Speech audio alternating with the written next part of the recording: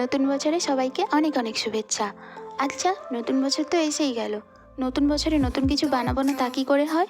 চলো ফেলে দেওয়া জিনিস থেকে আজ একটা সুন্দর একটা ক্রাফট তৈরি করব। চলো শুরু করি।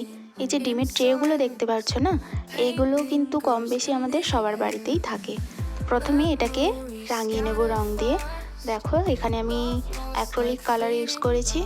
পর এখানে আমি বিভিন্ন শেপের যে মিররগুলো হয় ওর মধ্যে রাউন্ড শেপের মিররটা উপরে বসিয়ে নিয়েছি। এবারে বলো তো ভেতরে কোন মিররটা দিলে ভালো লাগবে? দাঁড়াও তোমাদের দেখাচ্ছি। এই যে দেখো, এই দুই ধরনের মধ্যে কোনটা দিলে ভালো লাগবে? আমার তো মনে হয় গোলটাই দিলে ভালো লাগবে, তো ওটাই দিয়ে দেখছি কেমন লাগে।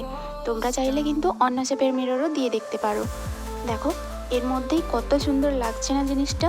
এই দেখো পুরোটা কমপ্লিট হওয়ার পরে কেমন সুন্দর লাগছে। এরপরে বানিয়ে নেবো এই কাগজের রোলগুলো।